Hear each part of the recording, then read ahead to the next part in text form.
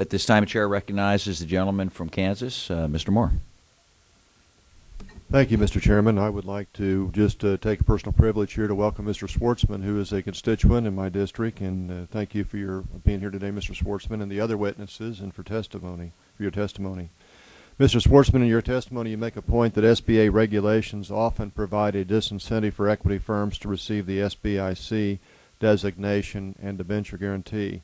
Specifically, do you have suggestions as to how you believe the SBA regulations could or should be changed? And would many more firms, if these changes were made, be willing to participate in the SBA program?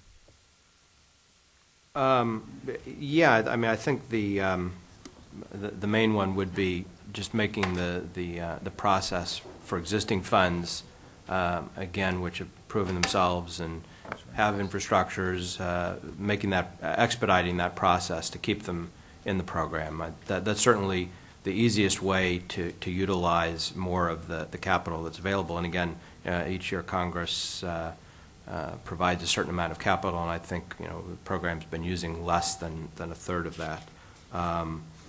The other, I think there are a few other areas that were listed in what I put forward. If we could make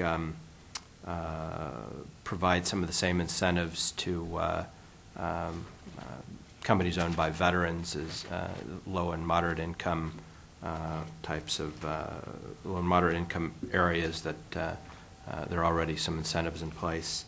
I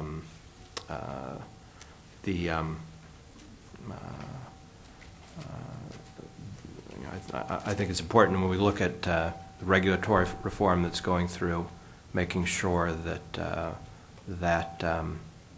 if there's a way that SBICs can sort of be set aside, and we have some personal experience having. We were in the state of we're actually in the state of Missouri. We're in Kansas City on the Missouri side, and on the advice of counsel, we registered as an investment advisor in the state of Missouri, and they had just gone through changing the process from a handwritten system to a manual system to an electronic version. There was a glitch in our application, and again, it's something that we thought we had to do, but it didn't really apply to anything that we did. And 3 years went by. Every year we sort of updated and sent in, and we found out that then we'd pay our annual dues. We found out that there was a problem with our application, and they came at us and told us that we had to pay like a $200,000 fine and all sorts of signed some documents, and we went back and spent we probably spent $100,000 in legal fees to fight this, and we found out we were the only firm in the state of Missouri that had even tried to register. So when we presented them with all this and said, look, guys, if you're going to do this, and you're going to fine us, what are you going to find that the other private equity groups that have been around for 10 years, 12 years, and been operating, and they quickly dropped it. But I think it just shows that for firms our size, clearly present no systemic risk. To stay in compliance and do the things you need to do, you need to have an infrastructure in place for that.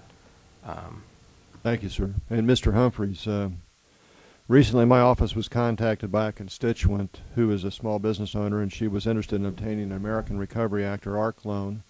As you know, the ARC loans were authorized by the Recovery Act and provide up to $35,000 to small businesses struggling to meet existing debt obligations. The loans are backed by the federal government 100%.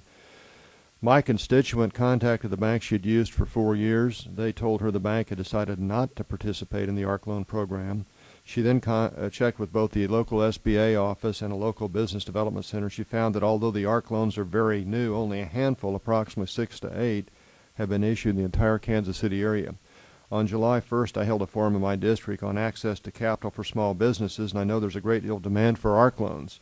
Can you tell us, if you know, why aren't more banks issuing these loans? Why can't more businesses access these loans? Well, somebody mentioned earlier that there's as much work, research, employment of people to round up information to make an ARC loan is any other kind of SBA loan. A tremendous amount of documentation. And yet the underwriting standards on the SBA side aren't what the 7A program demands or the 504 program demands, and certainly not what the bank would expect. The ARC loan program is a little bit more like a grant.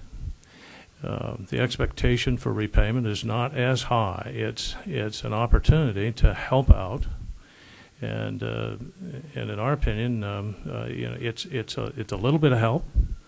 But in most cases, it isn't what the business needs. The business needs a restructuring. They need help, not just $35,000 here and then maybe another, a quicker response to a guarantee claim on another SBA loan. I think the SBA and the banks need to work together to be creative. To restructure the business so that it can work going forward. The ARC program, to me and a lot of other bankers, is just a thumb in the dike.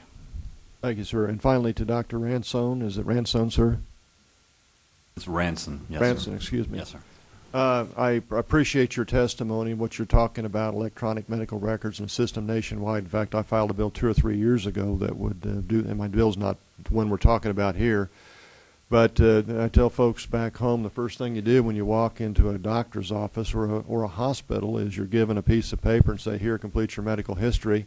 And I say sometimes the patients get the information right, and if they do, the doctors can provide correct medical care, and if they don't, who knows what's going to happen. Yes, sir. But you're exactly right. I think we need a nationwide system of electronic medical records that would end up saving money, even though there's a upfront cost, but also provide better care to enable physicians and caregivers, health caregivers, to provide better care to patients. So I applaud what you're doing, and keep going.